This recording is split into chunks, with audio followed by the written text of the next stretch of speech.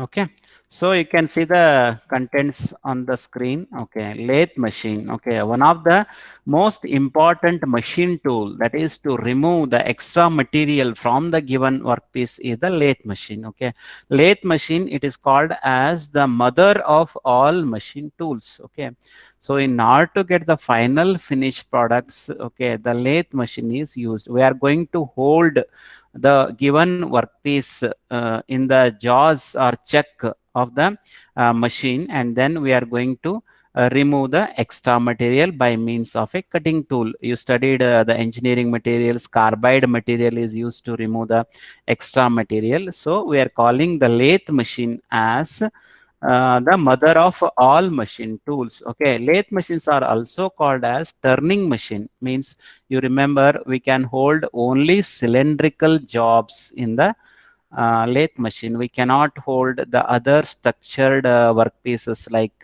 square, this rectangular jobs. It's not possible to hold in the lathe machine. We can hold only the cylindrical jobs or cylindrical workpieces in the lathe machine. Okay, and we can call the lathe machine as the mother of all machine tools. Okay, so before that, just I'll show the parts. Okay, machines.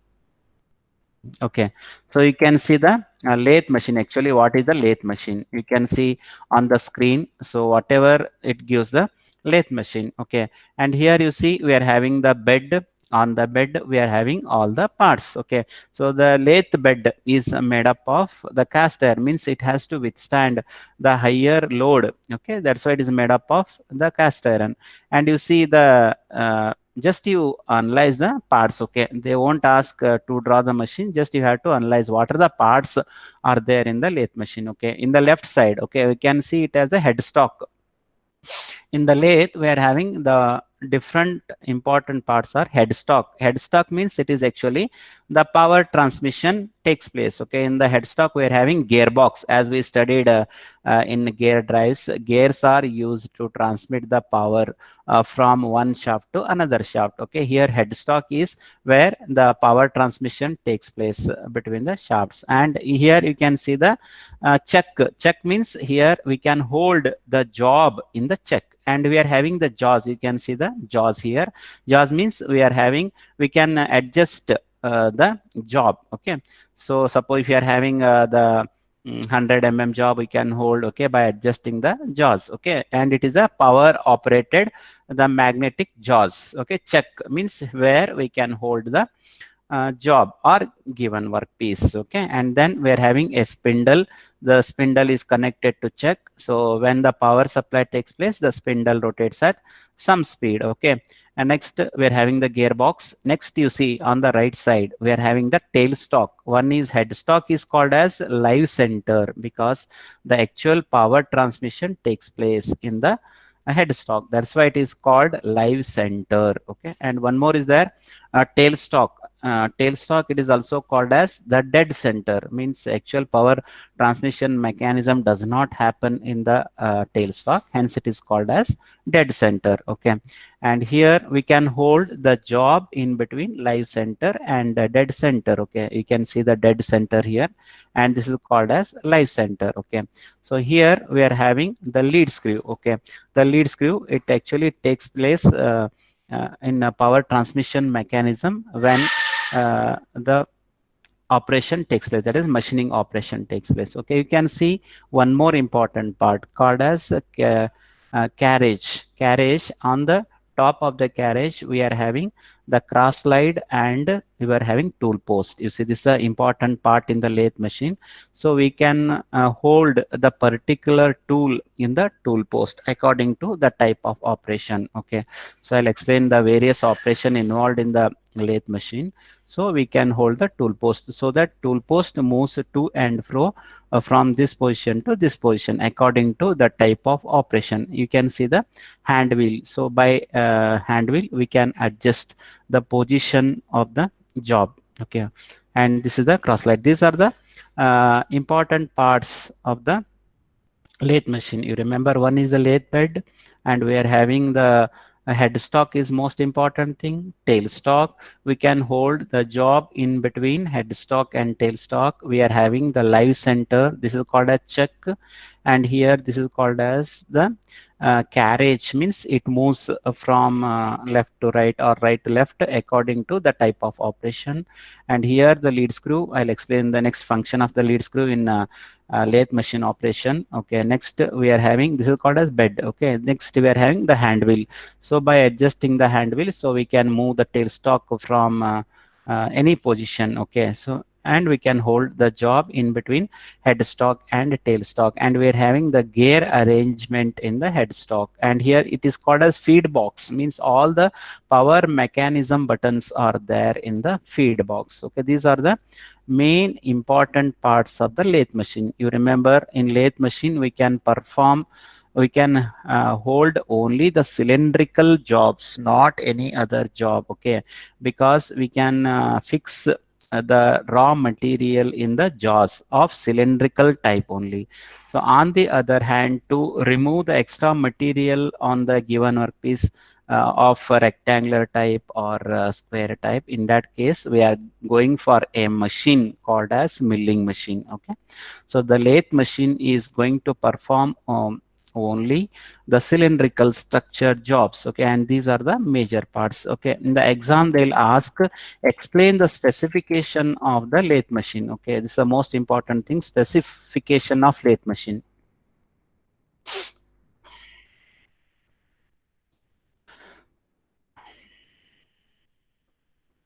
Okay, so they'll ask, explain with a sketch specification of a lathe machine. So for that one, you have to draw this diagram. Okay, very simple diagram. One is, first you have to draw the bed. Next, this is the lathe bed, and next you have to show the headstock with the spindle and live center. Means it is nothing but your headstock, and then at the right end we are having tailstock. Okay, and you have to show, this is the sketch for specification of a center lathe. It is also called a center lathe. Okay, there are four important specification. First one is length of the bed. Okay, so length of bed means it measures how much floor space occupied by the lathe. That is the first one, length of the bed. Second one, swing diameter. You can see the second position. Swing diameter is the how much maximum diameter of the workpiece that can revolve without touching the guideways. Means how much diameter we can rotate in a lathe machine. That is swing diameter. First one is length of bed. Okay, second one is swing diameter, means maximum diameter that we can hold the job in the lathe machine. Third one is uh, distance between the centers. You see the distance between two centers, that is distance between the live center and dead center. Okay, uh, this is the third one, how much amount of the job we can hold in between live center and dead center. First one is length of bed. Swing diameter we have to show from the axis of the lathe to the lathe bed. That is swing diameter, means maximum diameter that a job can hold in a lathe machine. Third one, distance between the centers, the distance between live center and dead center. Live center means the actual power transmission takes place in the spindle. That's why it is called as live center. There is no power transmission in dead center. Just it is used to support the workpiece. That's why it is called as dead center. And dead center, it is attached to the tailstock. And so tailstock is nothing but dead center. The third specification is distance between centers. Okay, distance between the live center and the dead center. And this is a third specification. And fourth specification is, as we know, in case of lathe machine, we are having the spindle, the range of spindle speed. Okay, range. Okay, some lathe machines having the spindle speed up to 1500 rpm. Some lathe machines have the spindle speed up to 2000 rpm, like that. That is according to the range of the spindle speed we are going to specify a lathe machine. Okay, so for specification of the lathe, you have to draw this diagram and you have to explain four important specification. First one is length of bed. Okay, this is the length of bed. Second one is swing diameter, is also called as the height of center. Both are same, you remember. So it is the height measured from the lathe axis to the lathe bed, or we can tell it as the maximum diameter that we can hold in a lathe machine. Okay, that is a swing diameter. And third one is distance between live center and dead center. And finally, fourth one is a range of spindle speeds. Okay, some machines have the less spindle speeds. Okay, some machines have the higher spindle speed. According to the capacity, we are going to specify the lathe machines. These are the four specification of lathe machine. Okay, first one is length of bed, swing diameter, distance between two center, and finally the range of spindle speeds. Okay, these are the specification of the lathe machine. Okay, next important thing is the lathe operations. What are the various operation we can perform in a lathe machine? Okay, the first one is the cylindrical turning, means to reduce the diameter of a given job, the turning operation happens. Okay, turning means we can perform the various tasks in lathe machine, like cylindrical turning, facing operation, threading, knurling, uh, next taper turning, etc. So I'll explain all the operations one by one. Okay, first operation is your the cylindrical turning, to reduce the diameter of a given job, that is called as turning operation. Okay, so you can see the diagram, you see the diagram. Okay, we can hold the workpiece in a check. Okay, and it rotates at some speed. Okay, and this is the lathe axis, and as I said, cutting tool is fixed to the tool post. Okay, as I shown in the lathe machine diagram. So this cutting tool fixed to the tool post. Here we are having tool post, and the tool is fixed to this tool post according to the type of operation. Okay.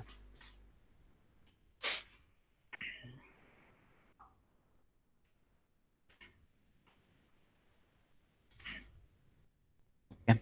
And here, so whatever the turning operation takes place, the workpiece is held between centers, dead center and live center. And you remember, in case of lathe machine, the workpiece rotates, whereas the tool moves in perpendicular direction or parallel direction according to the type of operation. Here, the workpiece which is going to a turn, a cylindrical turning, so it is held in the check. Okay, power operated check. Next, a cutting tool is fixed in the tool post. Okay, and here the workpiece rotates as the spindle fixed workpiece rotates. And you remember, the direction of tool is most important. Okay, so in case of cylindrical turning,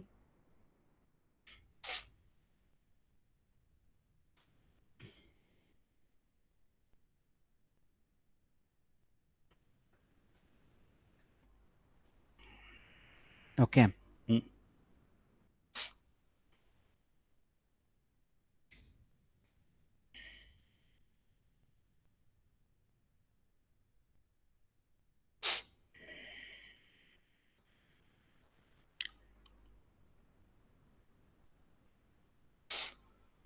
Okay. So this is actually what I'm showing is your cylindrical turning operation. Okay. So here the workpiece is held in the check. Okay. And here we are having the dead center that is supported. And here tool is fixed to the tool post. And here this is your headstock. Okay. And this is your spindle. And it's the given workpiece. So cylindrical turning is to reduce the diameter of a given workpiece. And you see, in case of cylindrical turning, so the tools moves in a direction parallel to the axis of rotation. You see, so here the tool starting, we are having this one. Okay, and then as the workpiece rotates, okay, so the tool is fed against the workpiece, and it moves from as a right to a left, okay, like that it moves, and thereby removing the extra material. Whatever the extra material coming out from the workpiece is called as chip, okay. And here this is the direction, okay. So the tool moves in a direction parallel to the axis of rotation of the given workpiece, that is called as cylindrical turning, like that. So suppose I want to remove some 2 mm material from the given workpiece, and we are going to give the 2 cuts. We cannot remove 2 mm material at a time, okay. First time we are going to give depth of cut, that is called depth of cut, okay. For one cut, so the 1 mm material is removed, and another cut, another 1 mm material is removed, like that. So that we can give the number of passes to remove the extra material from the given workpiece, okay. This is called as cylindrical turning. In case of cylindrical turning, the workpiece is fed in the given job, and the tool moves from right to left in a parallel direction, parallel to the axis of rotation of the lathe machine, okay. So this is the cylindrical turning, okay. Cylindrical turning means generating the reducing the diameter of the given workpiece, that is called as the cylindrical turning. So we can hold only the cylindrical job in the given workpiece, okay. And whatever you see, the this is the structure of tool, and we are having a carbide coated tip at the end, okay. So that it is harder than your given workpiece, then only we can remove the extra material. So whatever the extra material it is coming out from the given workpiece is called a chip, and is in curly in nature. That is one operation, that is cylindrical turning, okay. Next operation is facing operation, okay. You can see the facing operation here. This one, this first diagram is called as facing operation. The facing operation is to reduce the length of the given workpiece.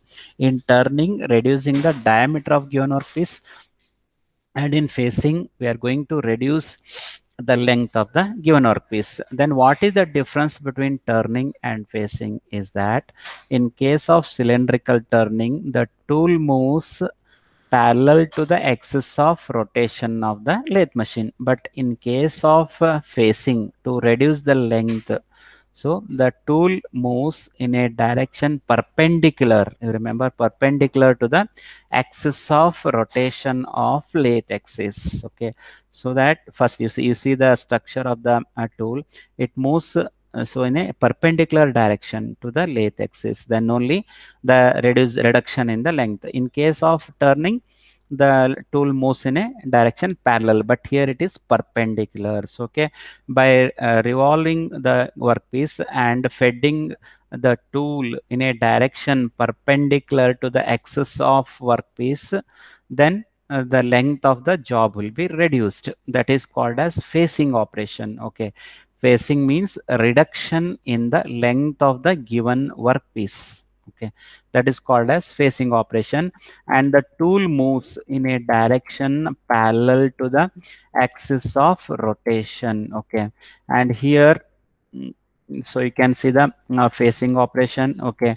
So this is a pictorial view, whatever it is showing in the right side, and the left side is your the line diagram, okay. So here it is workpiece. You can see the only cylindrical job we can hold, and here you see this is a facing tool. As I said, there are variety of the operations, variety of the tools are used according to the type of operation. Here facing tool is fixed to the tool post, and it is cylindrical job. You can see this is a facing, means reduction in the length of the workpiece, and this is your workpiece, and here the tool moves in a direction perpendicular to the uh, axis of rotation of the lathe axis, okay. This is the second operation, that is the facing operation.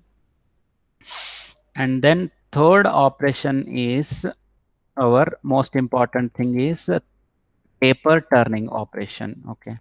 So taper turning operation means, you can see the diagram, okay. Taper turning operation means we have to reduce a cone like structure on the given job. Okay, cylindrical turning means plane turning, means the diameter is uniform. In case of tapered turning, so the diameter is decreased. So whatever you are seeing on the right side, this is the taper portion of the workpiece. We are going to generate this taper workpiece from the given cylindrical job. Okay, we have to create this structure. This is called as a taper portion of the workpiece.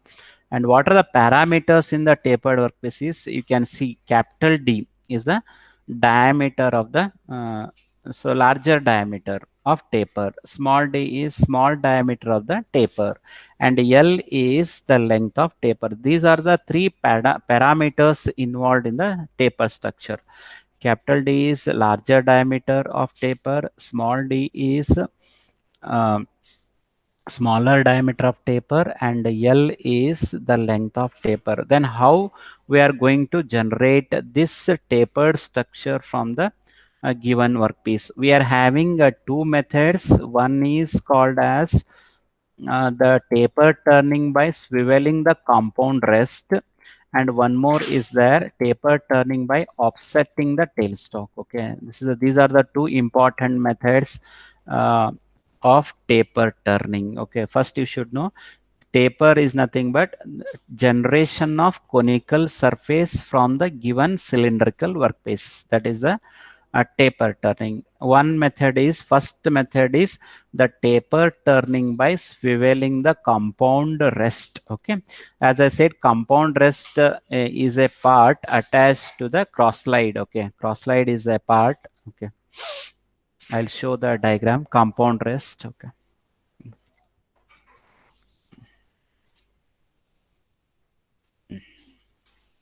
Okay, so you can see the diagram. Okay, so this is compound rest. Okay, this one is, we are going to use compound rest. You can see, so here tool post is there, and here this one is compound rest. On the top of the compound rest we are having tool post. Okay, this is the compound rest. Compound rest method used in the taper turning operation. Okay.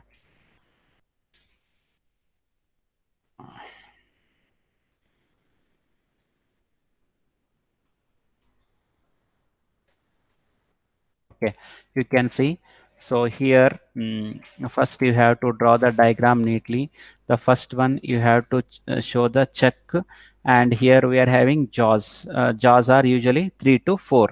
Okay, and here this is your workpiece, and this is the entire workpiece, and whatever this portion is gives generation of the conical surface or tapered surface from the given workpiece. Okay, and you have to show this diagram.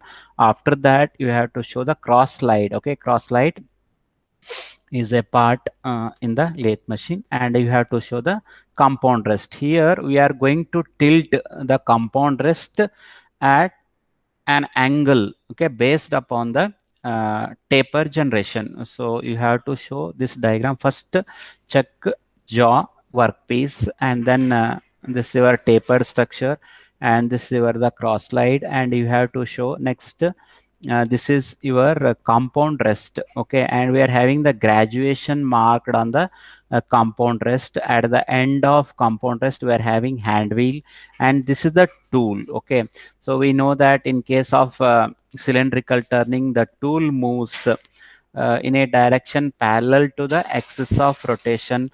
In case of facing, the tool moves in a direction perpendicular to the axis, but in case of taper turning, the tool moves at an tapered angle. Okay, for that we have to adjust the mark on the cross line, circular base. You can say circular base with the graduation, and this is the compound rest. Swiveling the compound rest means tilting the compound rest at a tapered angle. Okay, so you have to show this graduation, and next we are having the compound rest, and this is your lathe axis. Lathe axis is tilting, and this whatever alpha is there, no, this is called as tapered angle. Whatever tapered angle is there, so we have to tilt that much of tapered angle.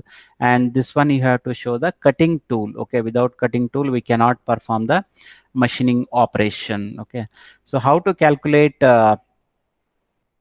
your tapered angle. Tapered angle is given by the formula. You have to remember tan inverse tan alpha equals to d minus t divided by 2lt. Okay, or alpha equals to tan inverse of capital D minus small d divided by 2 times L into T. Okay, where the notation are this is half taper angle. You remember? Okay, we are having the two taper angle, half here one side and this one is another side. There's we are having 2 alpha. That's why you have to calculate only alpha. One more alpha is here at the bottom, here one alpha is at the top. Okay, so alpha is called half taper angle. Okay, half taper angle is given by alpha equals to tan inverse of d minus d divided by 2 times lt. Okay, capital D is bigger diameter. Suppose in a this one taper, I want to generate taper of 100 mm capital D, small d of 50 mm, and length of the taper as 100 mm. Then you have to substitute all the values that gives your tapered angle. Suppose I have capital D as 100 mm, small d as 50 mm, and length of the taper as 100 mm. Just you substitute the value, that is 100 minus 50 divided by 2 times 100. So you can find out the alpha by using this formula. You have to remember this formula. So we have to use this formula. Alpha equals to tan inverse of capital D minus small d divided by 2 times LT. We'll get some angles. That angle, suppose I am getting around 13 degree or something. So you have to adjust that 13 degree in the circular base, okay, with the graduation. So automatically it sets of 13 degree or whatever we are getting. So we have to adjust that angle, and then once we have to set that angle, so we have to start the machine. Okay, the power is supplied to the workpiece and the tool moves, okay, at that particular angle from here to here. Okay, starting. Okay, so according to that angle it generates the given workpiece. And whatever I said, no, you will get 100 mm bigger diameter, 50 mm smaller diameter, and 100 mm length of the workpiece. You know, whatever taper we want, we can generate on the given workpiece by using the formula. That is alpha equals to tan inverse of d minus d divided by 2lt. Okay, 2l is length of the taper. Okay, so here this is the operation. Okay, first we have to set the angle using the formula tan inverse of d minus d divided by 2lt. We have to calculate that angle is very important. Once the angle we get, we have to fit the tool on the tool post. Okay, and then so compound rest is welded at that particular angle. The machining operation takes place and generates the required tapered surface with a smaller diameter, bigger diameter, and length of the workpiece. So like that you can generate any kind of the taper. So only you have to use the formula, and you have to set that angle in the compound rest. That's why it is called as swiveling the compound rest. Okay, see the heading is taper turning by rotating of compound rest. Here compound rest rotates. Whereas in case of other operation like facing and tooling, the workpiece rotates.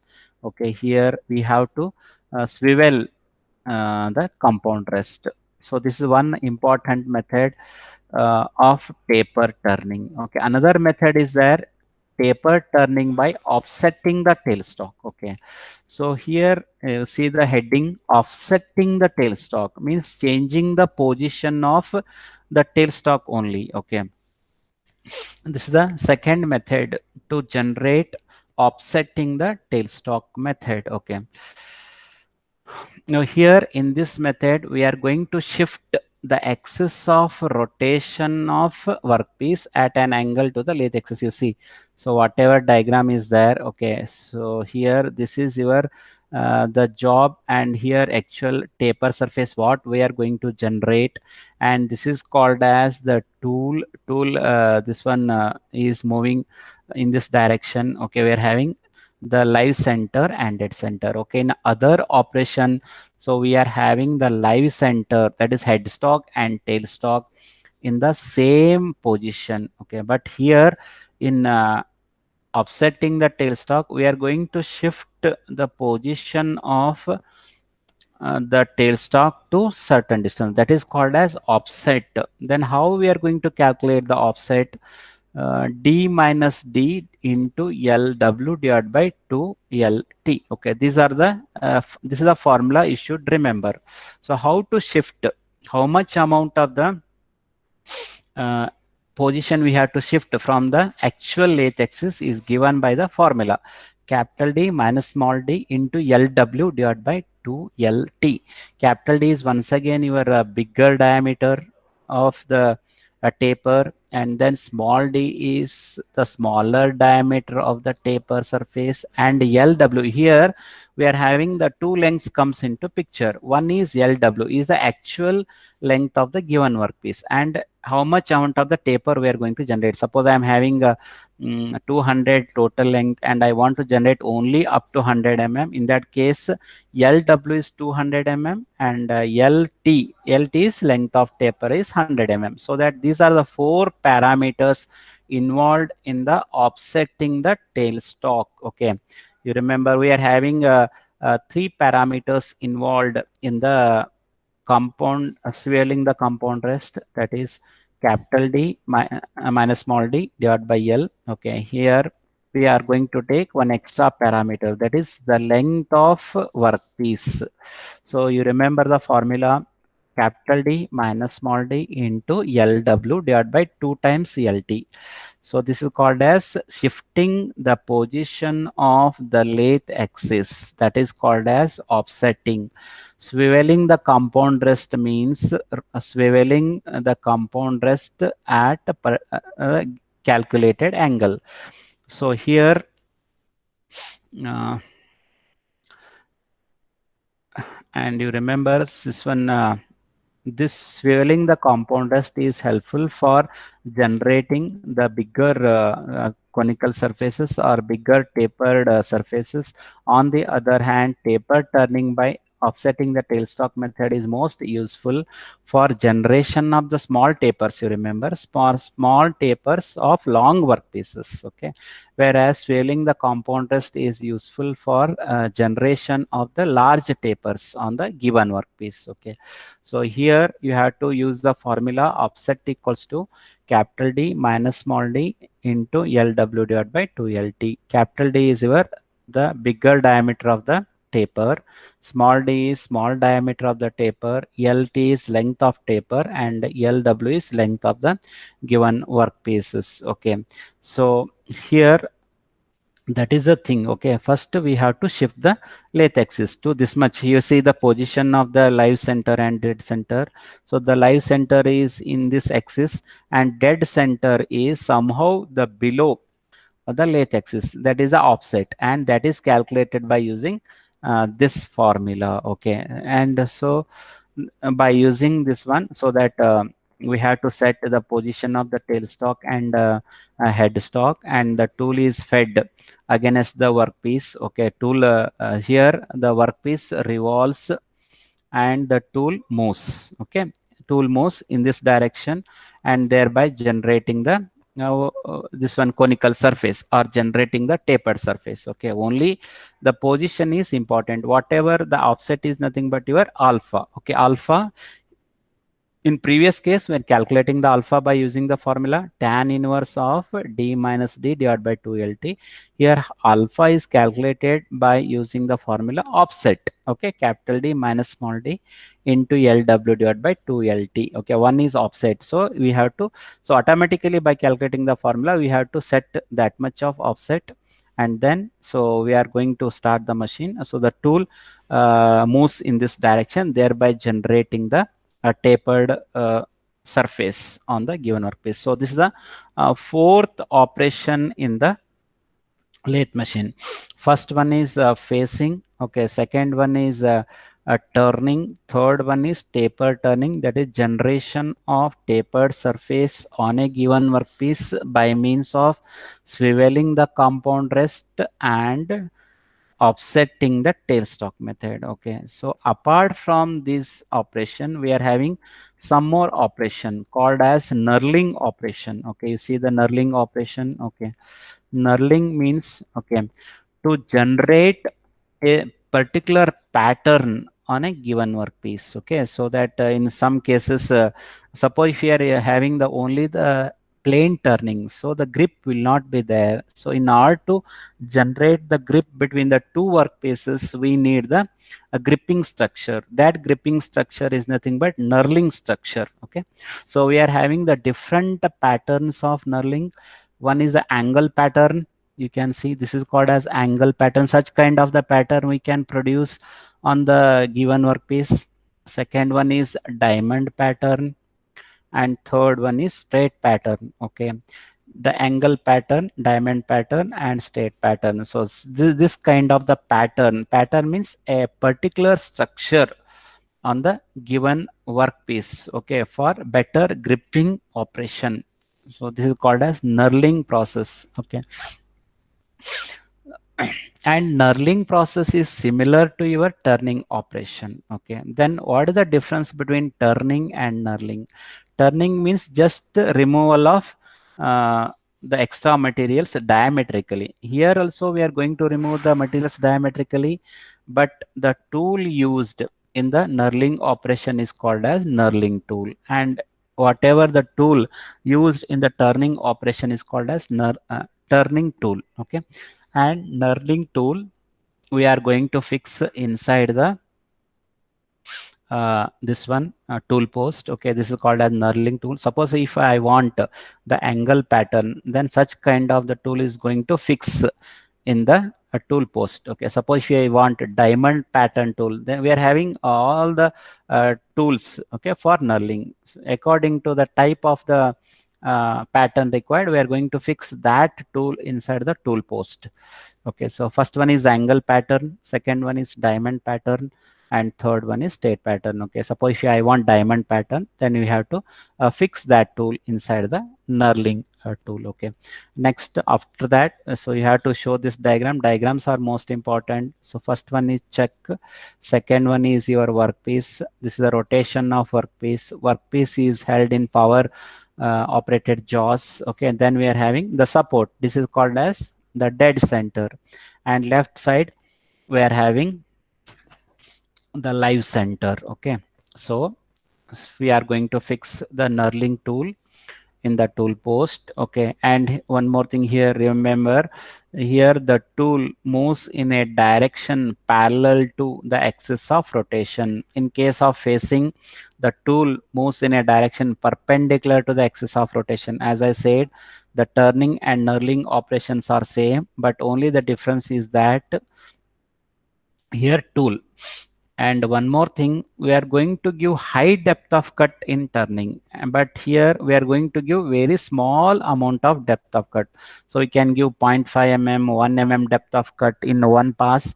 But in case of knurling, so the depth of cut is small, because we are going to generate a crisscross pattern or diamond pattern or angle pattern on the given workpiece. Okay, and here you remember, in case of knurling, spindle rotates at slow speed, and in case of turning, spindle rotates at higher speed. So we cannot give the higher speed for knurling, so because it is the specified pattern. Suppose if you give the higher spindle speed, then there will be chances of breakage of the cutting tool. In order to avoid that one, always we have to give the slow speed to the spindle. Okay, and remaining process is same. Okay, we are going to fix the knurling tool, and then thereby operating the this one, thereby supply the power, and the tool moves from tool moves in a direction parallel to the axis of rotation, like that, from here to here, and the next pass from here to here, like that it moves. The tool moves in a direction parallel to the axis of rotation of workpiece. Okay, and here the operation is same, like that, whatever pattern you want, so we are going to generate on the given workpiece. This is the another important operation we can perform on the lathe machine, that is the knurling tool, generation of a particular pattern on a given workpiece. Here the job or workpiece is hold in the uh, power operated jaw. It is check. Okay, and then you're going to supply the power. The tool moves in a direction parallel to the axis of rotation, and then by giving the low speeds or low depth of cut to the cutting tool, so that we'll get the required pattern. So the pattern are mainly required for gripping purpose. Okay, so this is called as the knurling operation. First one is facing the reduction of length. Second one is cylindrical turning, means the reduction of diameter, how much we want. And third one is taper turning, so generation of the conical shape on the given workpiece. And then knurling means generation of a specified pattern on a given workpiece. So apart from this operation, we are having one more operation called as threading operation or thread cutting. Okay, I think you might have seen the threaded structure on screws, okay, and nuts like that. So you can, I think you might have observed in screws we have threaded structure. How we are going to generate the threaded structure? By means of threading operation only. Okay, thread cutting is the operation of cutting screw threads on a metallic part, that is called as thread cutting operation.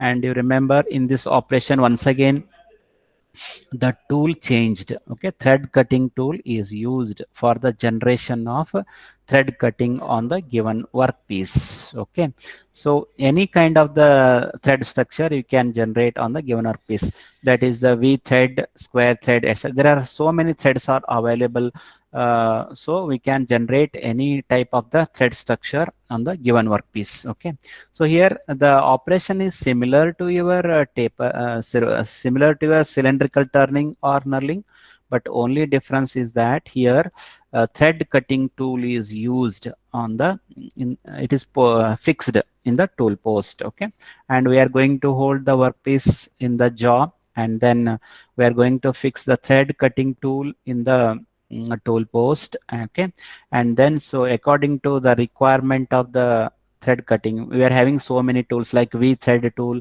and then square thread tool. According to the type of the tool, we'll get that type of thread generation on the given workpiece. Okay, so here once again the speed of spindle is less as compared to turning. Okay, remember in case of knurling and thread cutting, the speed of spindle is less, okay, as compared to turning. So we cannot give the higher speed or higher depth of cut for knurling and thread cutting.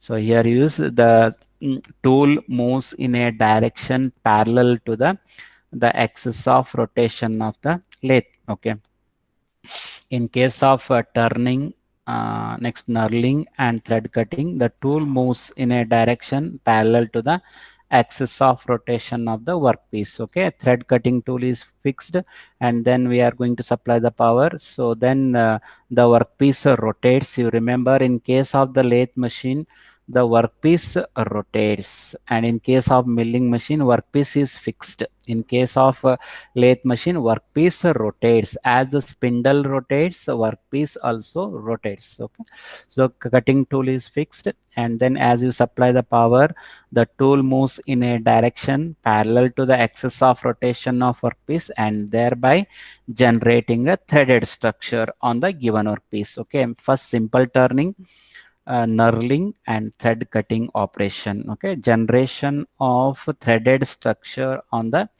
given workpiece. Okay, next we are having a drilling operation. Okay, so drilling operation I'll explain. Okay, so drilling operation is the generation of the hole on the given workpiece. Sometimes we can generate the hole on the given workpiece by means of a tool called as a drill bit. Okay, so generation of the hole in a given workpiece is called as the drilling operation.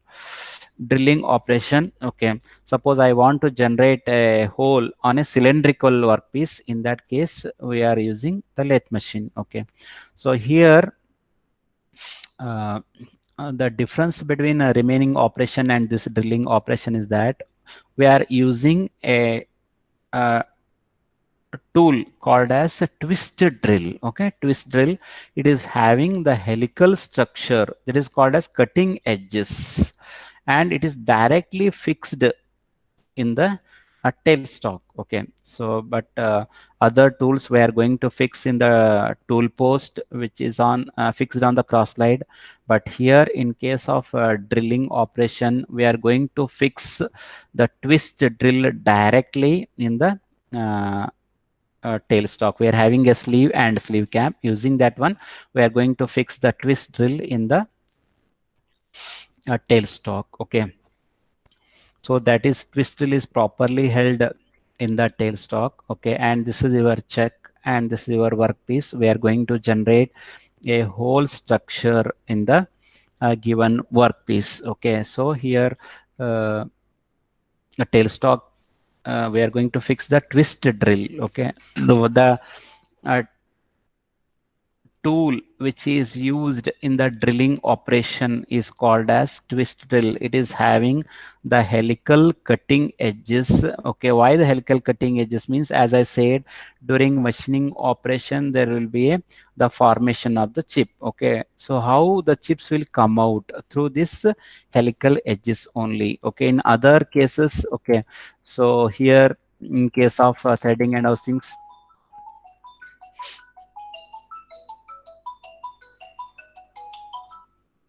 okay, in case of other operation, okay, so here the chip comes out easily, but in case of uh, generation of the hole, it is very difficult to remove the chip. Okay, so in that case, so this tool only helps to remove the chips from the workpiece. Okay, that's why it is helical shape. As the tool penetrates,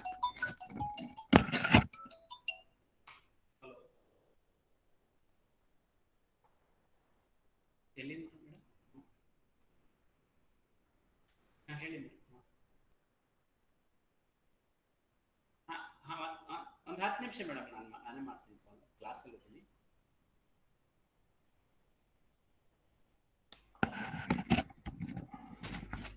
Okay, next drilling is a operation generation of the hole. Okay, so the drill bit is fixed in the tailstock. Okay, so that by applying the things one, okay, it penetrates inside the workpiece and thereby generating the hole. You can see the edge. So this is called as the cutting edge of the drill bit. Okay, it penetrates inside the workpiece and thereby generating the now than the whole. Okay, so like that we can perform all the operation on the lathe machine. Okay, mainly, so I'll repeat once again the various operations we can performed on the lathe machine are, okay, first one is facing. Okay, okay, facing means the reduction in the length. Okay, the tool moves in a direction perpendicular to the lathe axis. Second one is cylindrical turning. Okay, cylindrical turning means the reduction of the length diametrically. Okay, and third one is taper turning. Okay, taper turning now then means generation of the conical surface. Okay, and then fourth one is your thread cutting. Thread cutting means the generation of threaded structures on the given workpiece. This is the fourth operation. Next one is knurling operation. Knurling means the generation of specified pattern on a given workpiece. Okay. Next, we are having the drilling operation. Okay, here during the drilling operation, so the we can generate the hole on the given workpiece. Okay, that is called as drilling operation. A drilling tool called as twist drill is directly fixed in the tailstock. Okay, as it penetrates. Okay, so there is a formation of the hole in the given workpiece. Okay, so like that we can perform the variety of operation on the lathe machine. Okay,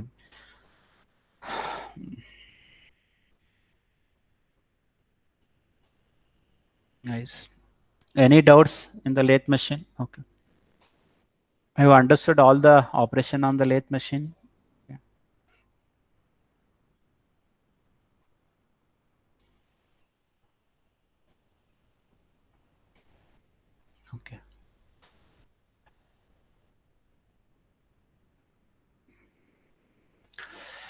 Okay, so in this class we learned about the lathe machine. Okay, in next class we are going to discuss the another machining operation called as milling machine. Okay, there we can hold the rectangular job and then square job. It's not possible to hold such kind of the jobs in the lathe machine. And you remember, in lathe machine we can hold only the cylindrical job structure. Okay, and we can perform the variety of operations like plane turning, facing, taper turning, knurling, and threading and drilling operation. Okay, we'll discuss one more machining operation using the milling operation in tomorrow class. Okay, thank you one and all for joining. Okay.